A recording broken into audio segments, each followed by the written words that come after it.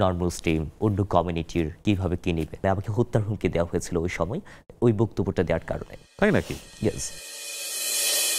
পরবর্তীতে ৫ আগস্টের পরে আপনার ভারতের যিনি প্রাইম মিনিস্টার এবং যিনি আপনার ওয়েস্ট বেঙ্গলের যিনি আপনার চিফ মিনিস্টার, তাদের একটা বক্তব্য ছিল যে আপনার আমাদের মানে হিন্দু কমিউনিটিকে তারা যদি এখানে যদি নির্যাতনের শিকার হয় তাহলে আমরা আমাদের দেশে ফিরিয়ে নেব, এরকম একটা মন্তব্য। আমার সেটা মনে হচ্ছে এটা মন্তব্য একদম ভুল। কারণ এদেশের খ্রিস্টান এদেশের হিন্দু এদেশের বৌদ্ধ এদেশের এবং এদেশের মুসলমান এদেশের, আমরা একসাথে দেশটা সবার।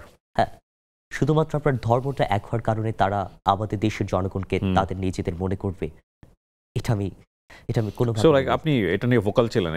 ওই সময় আমার একটা বক্তব্য ছিল, ওটা অনেক বেশি একটা ভাইরাল হয়, যার কারণে আমার মৃত্যু মানে আমাকে হত্যার হুমকি দেওয়া হয়েছিল ওই সময় ওই বক্তব্যটা দেওয়ার কারণে। তাই নাকি? ইয়েস। কারণ দেশপ্রেমটা আগে, সেটা আমি কোন কমিউনিটি থেকে বিলং করছি, আমি কোন কথা ওইভাবে ভেবে বলবো, নো।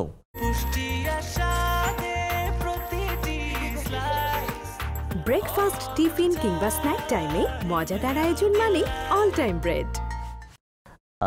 মানে আমি হয়তোবা যখন আত্মপ্রকাশ করে ছাত্র শিবির তখন হয়তোবা আমি খেয়াল করেছি, কিন্তু একদম সাদিক কায়েম উনি এত বড় কিছু, তখন আমার ওই সময় খুব একটা বেশি ছিল না, যেহেতু আমি পলিটিক্যালি খুব বেশি ছিলাম, কিন্তু এতটা বেশি মাথা আমি তখন ঘামাতাম না।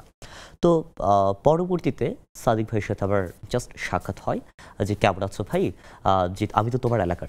আচ্ছা তাই নাকি, কোথায় বাড়ি আপনার? খাগড়াছড়িতে, আমার রাঙামাটিতে, এরকম একটা আলাপ। ঠিক আছে, তাহলে তোমার যদি বড় ভাই হিসেবে, নট পলিটিক্যাল, বড় ভাই হিসেবে যদি কোনো প্রবলেম হয় আমাকে জানিও। ঠিক আছে ভাই, জানাবো। তখন বাম ঘরনার যারা ছিলেন তারা একটু বিরূপভাবে নিয়েছেন জিনিসটা, আমাকে তাদের থেকে দূরে থাকতে বলেছে।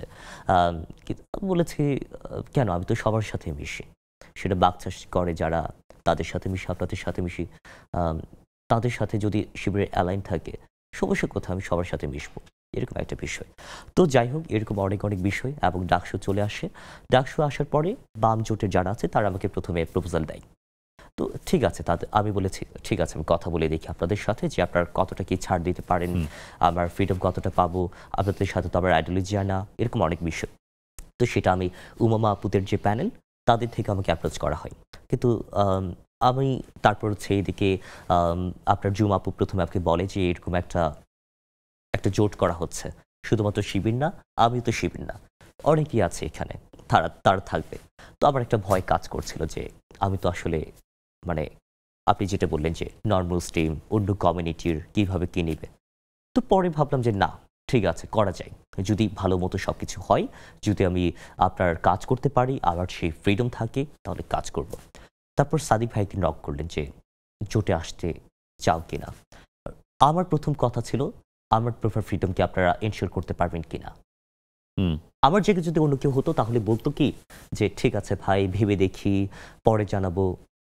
কিন্তু আমি প্রথম বললাম, আমার প্রথম লাইন ছিল যে আমার প্রপার ফ্রিডম আপনারা এনশিওর করবেন কিনা, যদি করে তাহলে আমি আলোচনায় বসতে চাই। তো আমাদের দীর্ঘ 6 ঘন্টার একটা আলোচনা হয়, সব কিছু। তারা যদি 10 জন হয়, আমি যদি 1 জন হই, কথা হবে সমানে সমানে, এইভাবে আসা। তো আমার অনেক চ্যালেঞ্জ আছে, সত্যি কথা বলতে। মানুষ যেভাবে অবকাঠামোগত উন্নয়নকে প্রাধান্য দেয়, সেই জিনিসগুলো আমিও দেখব, আমার উপরে যারা আছেন বিভিন্ন পদে তারাও দেখবেন, কিন্তু আমি সবসময় চ্যালেঞ্জ নিতে পছন্দ করি। এই যে সোশিওলজির স্টুডেন্ট হিসেবে আমি একটা কথা বলি বারবার, যে আমাদের ইন্টারেস্ট, শিক্ষার্থীদের ইন্টারেস্ট, আমাদের যে স্বার্থ আর শিক্ষকদের স্বার্থ কিন্তু এক না। যার কারণে আমরা দেখি যে সাদা দলের একজন শিক্ষক যদি বিপদে পড়ে, নীল দলের শিক্ষক এগিয়ে আসে, কিন্তু আমরা আমাদের আদর্শের জায়গায় একজন আরেকজনের মুখ দেখি না। এই জিনিসগুলো কাটিয়ে উঠতে হবে। আমাদের পড়াশোনার জন্য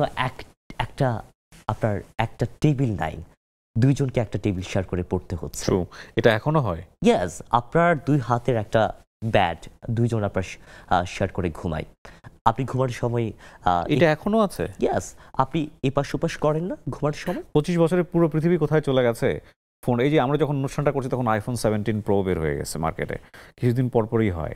ঢাকা ইউনিভার্সিটির এই সিটগুলো এখনো চেঞ্জ হয় নাই। এটা তো সে আমি 2001 সেশনে যখন পড়েছি আমরা তখনও তো ওই অবস্থায় দেখে এসেছি যে এতটুকু একটা খাট কাত হওয়া যায় না, দুজন থাকে এবং এটা খুবই মানে এম্বারেসিং। আপনারা দেখেছেন কিনা জানি না, সেটা হলো যে একজন যদি একটু হেলদি হয়, দুজন হেলদি মানুষ ওখানে একটু আরাম করে ঘুমানো যায় না। সম্ভব না।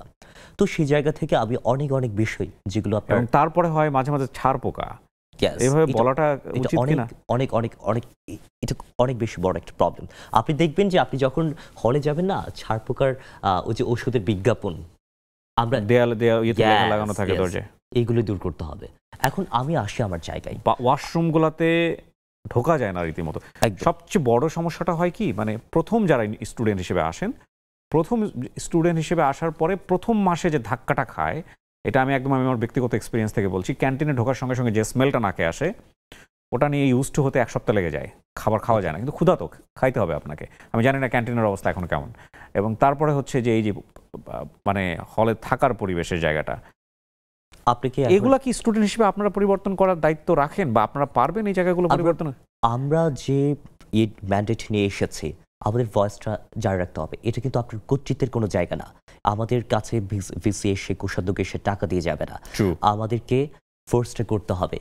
আমরা ওই যে ক্লাসের মধ্যে আপনার ক্লাস রিপ্রেজেন্টেটিভ থাকে না, আপনার ক্লাস রিপ্রেজেন্টেটিভ নির্বাচিত হওয়ার পরে আপনার 2 দিন পর সে হয়ে যায় টিচার রিপ্রেজেন্টেটিভ। আমরা সেরকম হতে চাই না। আমরা এপারে থাকতে চাই। আমরা এপারে থেকে ওপারের সাথে আমরা বার্গেনিং করব, আমরা দাবিটা তুলব, আমরা কোনোদিন আপোষ করব না।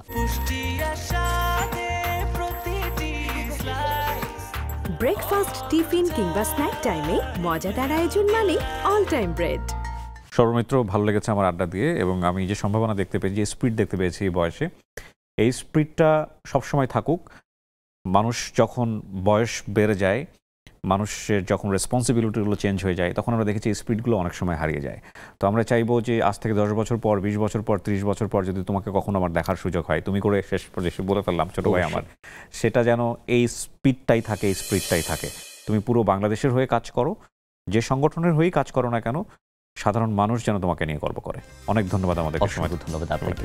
জি দর্শক, এই ছিল আমাদের আজকের আয়োজন। যারা তখন আমাদের সঙ্গে ছিলেন তাদেরকে ধন্যবাদ জানিয়ে আমরা শেষ করছি। আসসালামু আলাইকুম।